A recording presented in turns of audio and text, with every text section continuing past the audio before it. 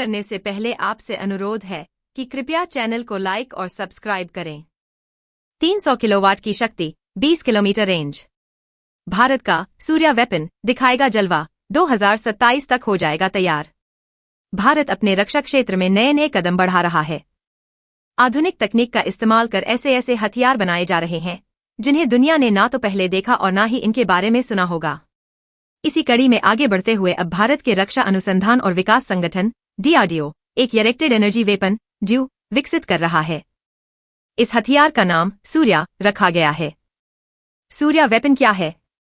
सूर्या एक directed energy weapon due है। Due ऐसी तकनीक है जो केंद्रित ऊर्जा जैसे लेजर, माइक्रोवेव या पार्टिकल बीम का उपयोग करके टारगेट का खात्मा करती है या उसे निष्क्रिय करती है। सूर्या वेपन भी इसी तकनीक से बना होगा। ऐसा माना जा रहा है कि यह हथियार भारत का अब तक का सबसे ताकतवर ड्यू होने वाला है। DRDO ने दावा किया है कि सूर्या वेपन पारंपरिक हथियारों के मुकाबले कई गुना अधिक फायदे देगा। सूर्या हथियार में क्या खासियत? सूर्या हथियार में 300 किलोवाट की शक्ति होगी जो भारत के अब तक के किसी ड्यू में नहीं है। यह खास हथियार हवाई खतरों जैसे ड्रोन, रॉकेट और मिसाइलों को टारगेट कर सकेगा। इसकी प्रभावी रेंज 20 किलोमीटर के आसपास रहने वाली है। इस हथियार को ऑपरेट करने की कॉस्ट कम रहने वाली है। इसका कोलैटरल डैमेज भी बेहद कम होता है। 2027 तक तैयार करने का लक्ष्य। सूर्या वेपन को बनाने के लिए DRDO की laser science and technology centre LASTEC जैसी प्रयोगशालाएं अहम भूमिका निभा रही हैं। इसके अलावा प्राइवेट सेक्टर की कंपनियों के साथ भी साझेदारी करने की योजना है। DRDO ने 2027 तक इस डायरेक्टेड एनर्जी वेपन को बनाने का लक्ष्य रखा है। यह भारत को तकनीकी रूप से न केवल बाकी देशों के बराबर लाकर खड़ा करेगा, बल्कि कुछ देशों से आगे भी निकल सकता है। दुनिया के बाकी देश भी बना रहे ऐसे वेपन। भारत से पहले ही कुछ देश ड्यू तकनीक की ओर कदम बढ़ा चुके हैं। अमेरिका 100 किलोवाट तक के लेजर हथियारों पर काम कर रहा है जो ड्रोन और मिसाइलों को नष्ट करने में सक्षम होंगे। चीन भी हाई एनर्जी लेजर और माइक्रोवेव हथियारों पर रिसर्च कर रहा है।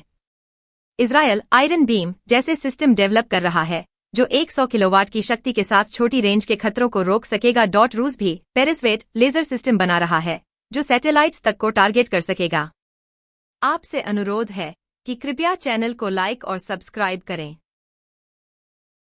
लार्सन एंड टूब्रो LNT के एरोस्पेस और रक्षा प्रमुख जयंत दामोदर पाटिल ने भारत के एरोस्पेस उद्योग के लिए एक महत्वाकांक्षी दृष्टिकोण प्रस्तुत किया है। लड़ाकू विमानों के लिए एक पूर्ण स्वदेशी 110 kN थ्रस्ट इंजन का विकास, कावेरी इंजन कार्यक्रम से सबक लेते हुए। हाल ही में बोलते हुए पाटिल ने इस बात पर जोर दिया कि LNT अन्य प्रमुख निजी क्षेत्र के भागीदारों के साथ भारत के भीतर इस उपलब्धि को हासिल करने की क्षमता रखता है। पाटिल कावेरी के अनुभव को विफलता के बजाय एक आधार के रूप में देखते हैं। उन्होंने कहा, कावेरी ने देश में पूरी तरह से एक नया इंजन विकसित करने के लिए एक आधार प्रदान किया है। उन्होंने धातु विज्ञान, कंप्रेसर डिजाइन और परीक्षण बुनियादी ढांचे में प्राप्त विशेषज्ञता की ओर इशारा करते हुए कहा। पाटिल का प्रस्ताव 110 kN क्लास इंजन पर केंद्रित है जो तेजस MKI और advanced medium combat aircraft AMCA जैसे अगली पीढ़ी के लड़ाकू विमानों के लिए उपयुक्त थ्रस्ट स्तर है। ऐसे इंजन के लिए उन्नत प्रौद्योगिकियों की आवश्यकता होगी। एकल crystal blade, thermal barrier coatings और कुशल आफ्टरबर्नर ऐसे क्षेत्र जहां भारत ने कावेरी के शुष्क संस्करण के माध्यम से प्रगति की है जो अब घातक स्टेल्थ ड्रोन जैसे मानव रहित हवाई वाहनों UAV को शक्ति प्रदान कर रहा है। चुनौतियां बहुत हैं। 110 kN इंजन विकसित करने के लिए 10 से 15 वर्षों में 15,000 से 20,000 करोड़ मतलब $1 से $2 बिलियन के निवेश की आवश्यकता होती है जो कावेरी के बजट से कहीं ज्यादा है। भारत में हॉट सेक्शन तकनीकों में निपुणता का अभाव है और प्रतिभा की कमी का सामना करना पड़ रहा है। GTRE के कार्यबल की उम्र बढ़ रही है और निजी क्षेत्र की एरोस्पेस इंजीनियरिंग अभी भी नवजात है।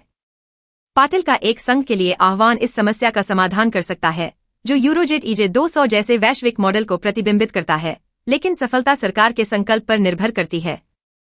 पिछले सहयोग जैसे 2018 में रुका हुआ कावेरी फ्रांस सौदा सुझाव देता है कि महत्वपूर्ण जानकारी के लिए विदेशी भागीदारी की अभी भी आवश्यकता हो सकती है।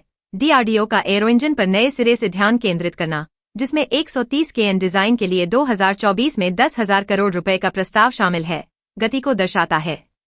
LNT के प्रवेश से इसमें तेजी आ सकती है। इसकी कोयम्बटूर सुविधा इसरो परियोजनाओं के लिए उपयोग की जाती है और रोल्स रॉयस जैसे वैश्विक OEM के साथ साझेदारी का लाभ उठा सकती है।